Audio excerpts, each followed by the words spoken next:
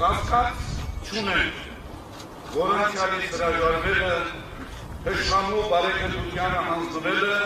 ինքնի նոր ցեղասպանություն է։ Եվ դրա համար ով փորձում է ջնջել կամ կասկածի տակ առնել այոց ցեղասպանության իսկությունը, նզովյալ պիտի լինի սերնդեսերուն։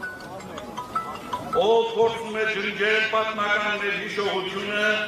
անիծյալ պիտի լինի նրա ու նրա ընտանիքի անունն ու հիշատակը հավիտենապես։ Ով պայքարում է եկեղեցու դեմ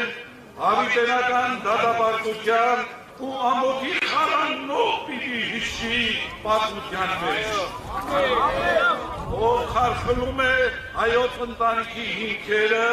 զրկված պիտի մնա ընտանեկան հարկից և ընտանեկան ջերմությունից։ Ով հրաժարվում է հայրենի հողերից, անիծյալ և աստանդական պիտի դառնա